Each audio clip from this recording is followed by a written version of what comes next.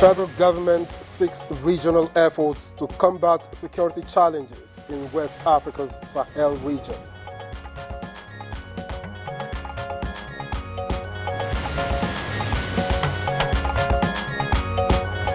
Nigeria police declares foreigner wanted for attempting to instigate a regime change.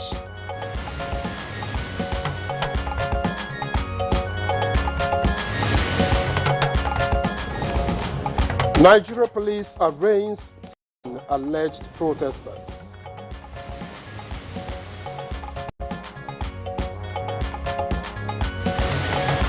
And on Good Morning Nigeria today, our focus is on ending banditry in the northwest of Nigeria.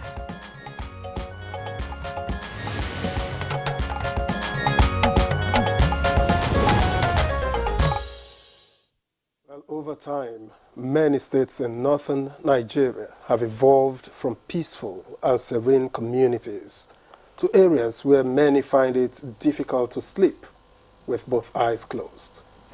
And several reports indicate that armed banditry led to the deaths of more than 1,000 people in Zamfara, Kaduna, Katsina, Kano, Sokoto, and of course Niger States, and that's between January and December 2019. Well, a report says more than 6,000 persons, including women and children, died as a result of activities of bandits between June 2011 and May 2019 in Zamfara State alone.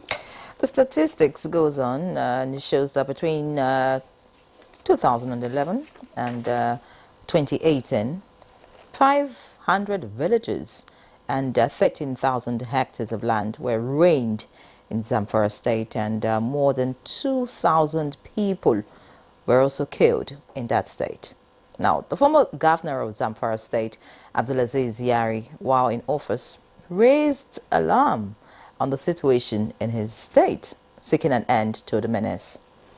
Well, also recall reports, of bandits attacking and killing many in Kaduna State using a helicopter. Now, many others have killed communities such as Kajuru local government area, Ungwan Gamu, Dogonoma, Ungwan Sarki, and Mekuri in southern Kaduna.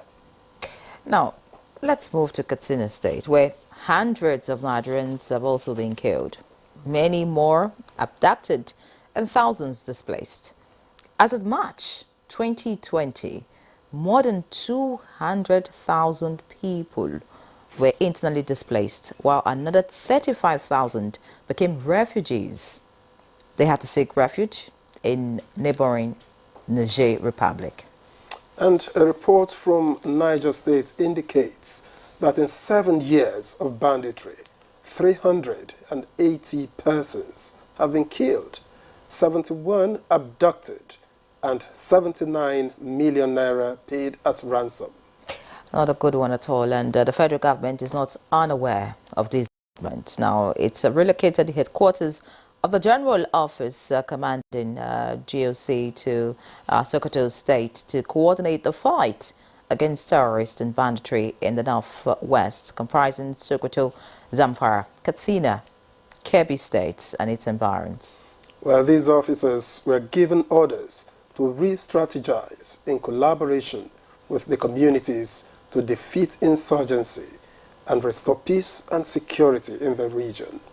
The operation is also targeted at neutralizing a notorious bandit leader, Bello Turji, and his gang. We're also hearing reports that some communities in Zamfara State are boldly taking steps to end the war. They recently attacked and killed at least 37 bandits terrorizing their area in Matugi village, Talata Marafa local government area. Well, put an end to banditry in northern Nigeria. We have guests joining us shortly to speak on this. Welcome to Good Morning Nigeria. I am Victor Azu. And I'm Henry John. Many thanks for joining us. We're live on the network service of the NTA, and we are at the headquarters in Abuja. As we always say, you can't beat the rich, so you have to stay put for what we've got on Good Morning Nigeria today. Of course, the newspaper review would come up shortly. Chukwudi Okoli is already around. Of course, can feel him already from the studio. He'll be here shortly. But for now, we have with us our colleague, Zenret Dingwon, with the morning news. Zenret, good morning to you. How you doing? Very well, thank you, Ian Ray and Victor. Good morning, and here's the news. Vice President Kashim Shettima says President Bola Tinubu is very much interested in the security situation in Nigeria and is not taking it lightly, calling for regional and collective efforts to address the insecurity in West Africa's Sahel region.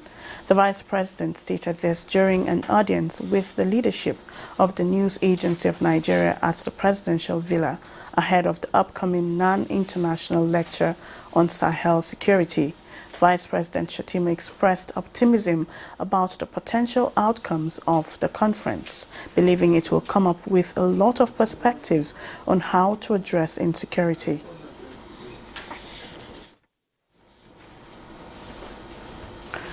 The Nigeria Police Force has activated the Interpol tools and other global policing networks to support ongoing domestic investigations aimed at locating and apprehending a foreign national plotting to undermine the democratically elected government in Nigeria through unconstitutional regime change and orchestrating violence across the country during the nationwide protest.